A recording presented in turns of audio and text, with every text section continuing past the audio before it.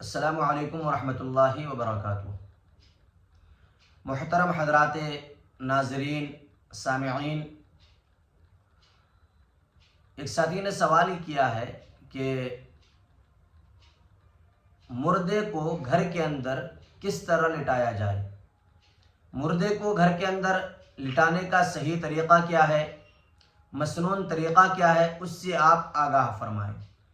عام طور پہ لوگ یوں کہتے ہیں کہ مردے کو قبلے کی طرف رخ کر کے لٹایا جائے، کچھ لوگ کہتے ہیں کہ شمال جنوب کی طرف کیا جائے۔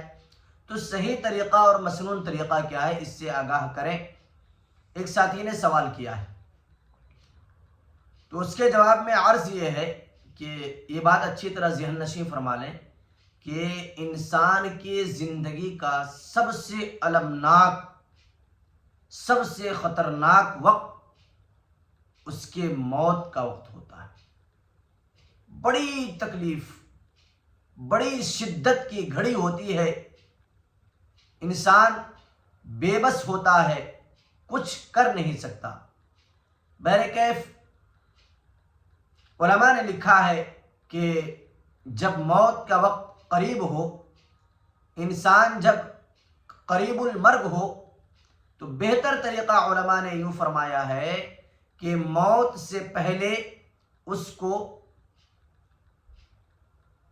چت لٹایا جائے، اور چت لٹا کر کے مشرق کی طرف اس کے سر ہوں اور مغرب کی طرف اس کا پاؤں ہوں۔ اس طریقے سے لٹا کر کے سر کے نیچے کوئی تکیہ رکھ دیا جائے۔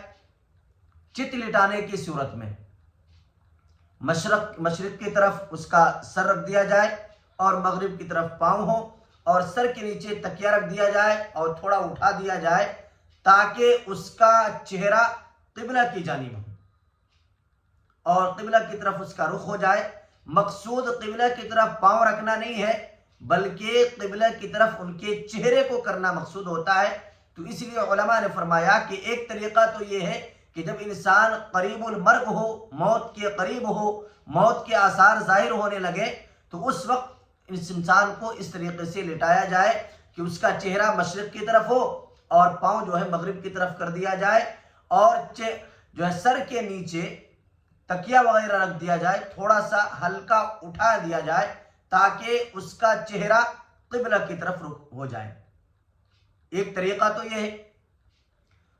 دوسرا طریقہ حضرات علماء کرام نے یہ فرمایا، میت کو گھر کے اندر سلانے کے لیے وہ طریقہ اختیار کیا جائے جو طریقہ ہم قبر میں میت کو رکھتے وقت کرتے ہیں، یعنی شمال کی طرف چہرہ اور جنوب کی طرف پاؤں رکھ دیا جائے۔ اس صورت میں میت کو مکمل چت لٹایا نہیں جائے، بلکہ اس طریقے سے کروٹ کے انداز میں سیدھے کروٹ پر میت کو لٹایا جائے اور لٹا کر کے اس کا چہرہ قبلہ کی طرف کر دیا جائے۔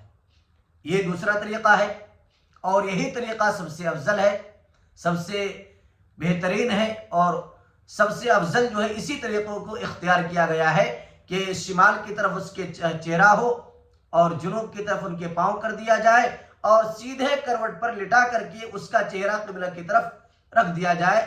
یہ ایسا ہی طریقہ ہے جیسے ہم قبر میں کے اندر میت کو ڈالتے وقت رکھتے ہیں۔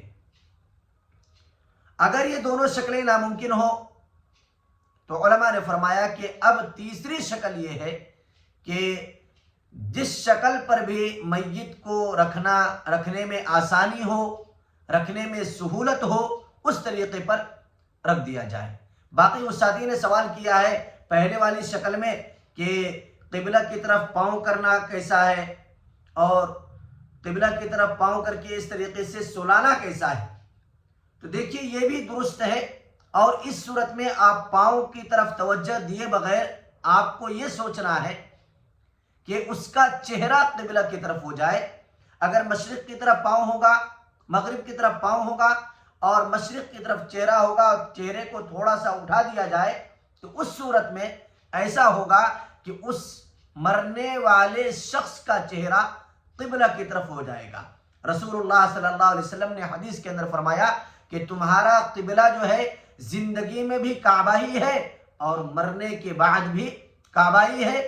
تو اس طرف گویا اشارہ ہے کہ اپنے میت کو جس طریقے سے ہم زندگی کے اندر اپنا قبلہ مغرب کی طرف مانتے ہیں، ایسے ہی ہمارے لیے ضروری ہے کہ مرنے کے بعد بھی میت کو اس کا رخ جو ہے قبلہ کی طرف کر دیا جائے، اس کا چہرہ قبلہ کی طرف کر دیا جائے۔ یہی مسنون طریقہ ہے۔ امید کرتے ہیں کہ اس طرف توجہ فرمائیں گے اور اپنے میت کو، مرنے والے شخص کو جب تک گھر میں رکھیں گے اسی انداز پر، اسی طریقے پر رکھنے کی کوشش کریں گے۔ اللہ تعالیٰ سے دعا ہے اللہ تعالیٰ عمل کی توفیق عطا فرمائے۔